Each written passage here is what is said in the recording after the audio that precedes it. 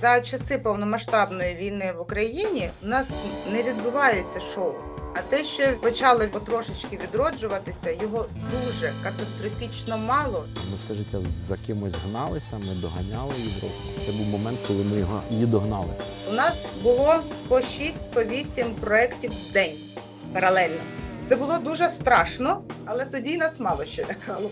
Чистий рок-н-рол.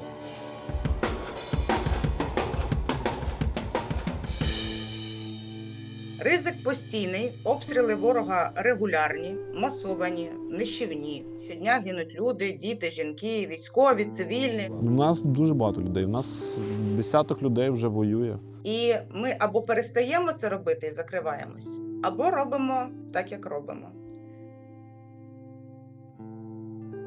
Вибачаюсь, дуже ми стали всі щемливі за цей час і важко контролювати свої емоції.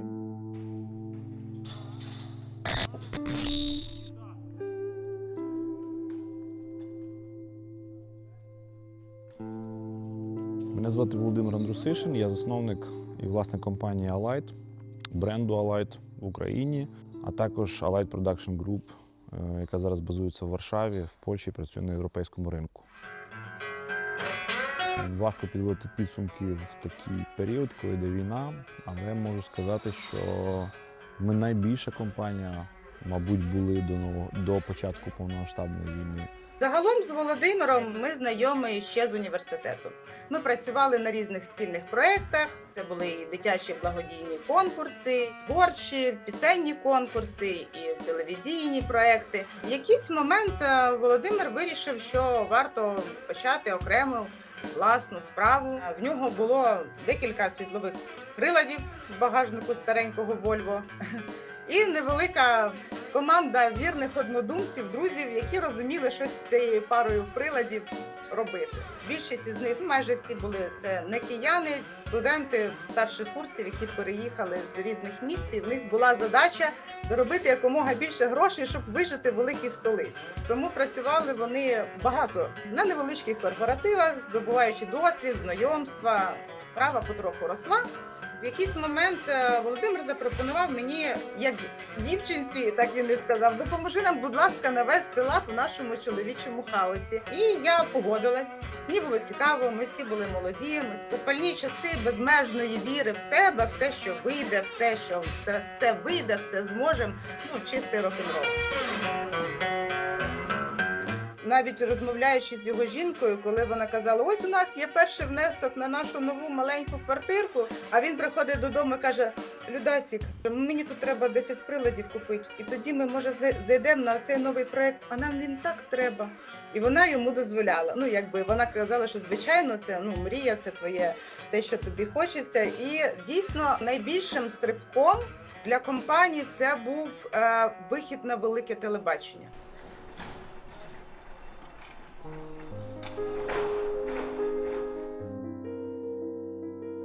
Я би відмітив, мабуть, перші проекти «Танці з зірками», які ще виходили на каналі СТБ. Це були перші проекти, які візуально, картинкою виглядали вже як повноцінний європейський продукт. Дуже якісний. В 2015 році був перший проєкт з Палаці спорту M1 Music Awards. На мою особисту думку і на думку величезної частини українського шоу-бізу, це була революція. Ми перші використовували чорний алюміній, пульти серії Грандема. Ми перші використовували тайм-код. Ми перші привезли в Україну бімові прилади Кліпак і Шарпі. Ми перші використовували в Україні Ground Fall of System Control. Все саме найтехнологічніше на той момент робив Alight. У нас було по 6, по 8 проєктів в день. Паралельно. Все це новеньке, завжди хотілося дивувати глядача. Ми все життя за кимось гналися, ми доганяли Європу. Це був момент, коли ми її догнали. І такою кодою перед війною було 30-річчя незалежності України на стадіоні. Це був по масштабам один із 20-30 проєктів в світі в цьому році. Ми навіть попали на обкладинку журналу як один із найбільших проєктів, які відбуваються в світі в рік. Це було дуже страшно, але в цьому віці це виглядало б інакше, але тоді нас мало що лякало. Ми просто намагалися якомога якісніше робити те, що ми вміємо робити, і вчитися робити її краще.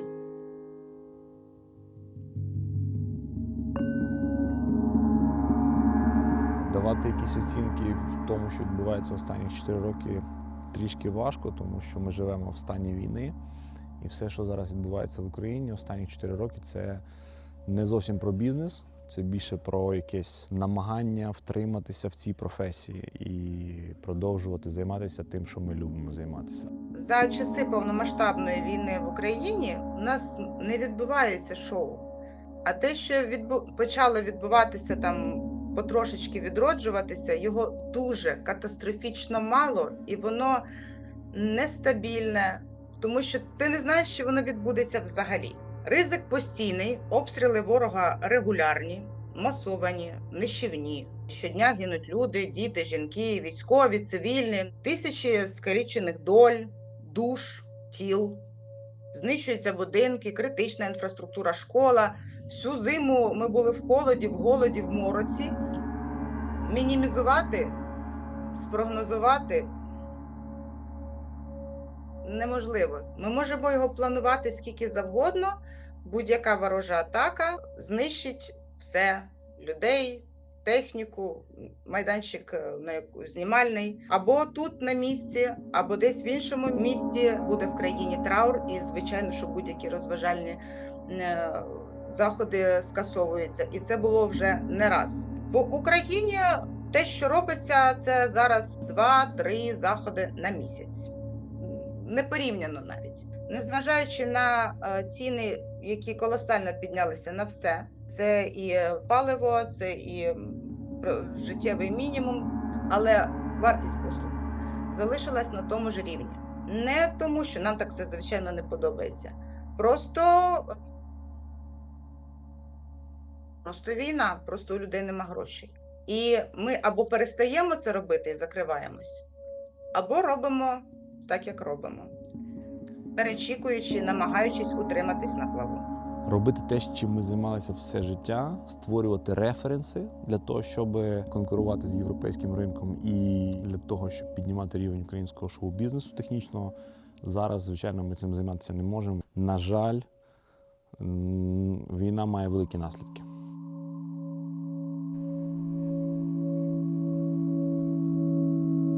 Нам дуже потрібна можливість відпочити. Це вихід енергії як позитивної, так і негативної, будь-якої.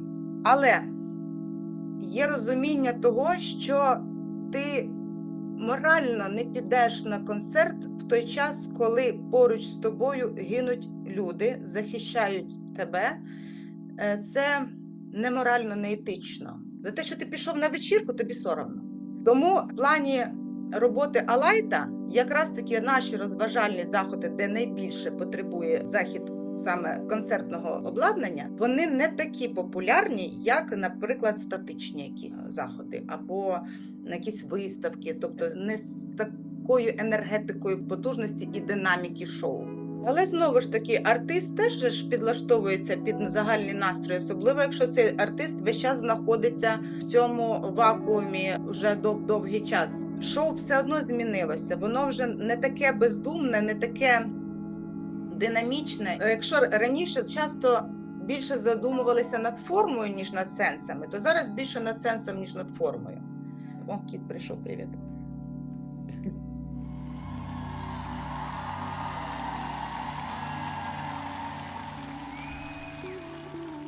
У нас всього 14.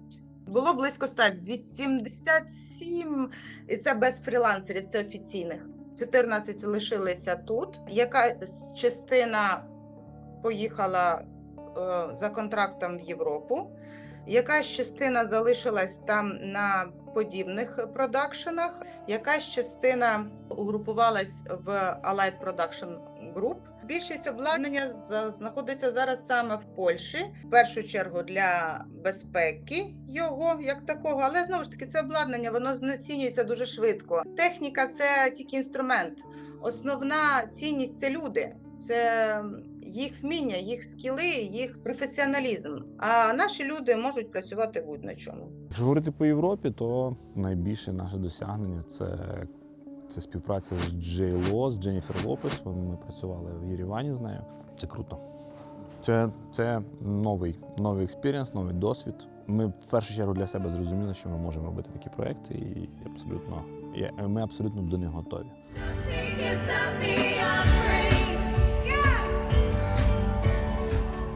Основне зараз так зберегти те, що маємо, підтримати один одного, підтримати людей, які де не були, і давати можливість розвитку там, де він зараз може бути. Зараз він може бути в Європі. У нас поки що, на превеликий жаль, він не може бути, бо ми маємо прекрасного терористичного сусіда.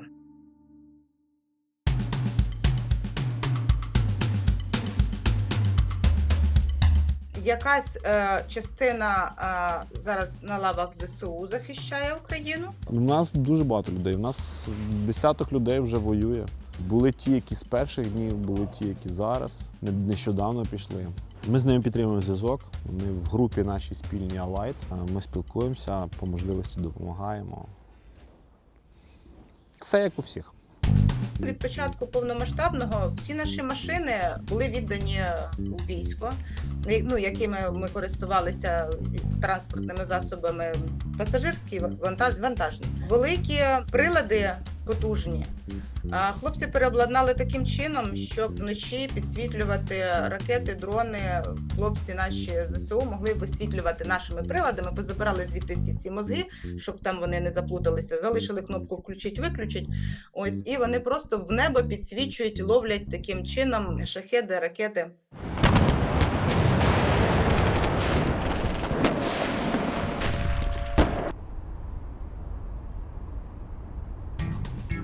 Все, що ми могли з технічної бази, ми віддали. Вважаємо, що це не робить нам якоїсь великої честі. Це те мінімальне, що ми можемо і маємо робити.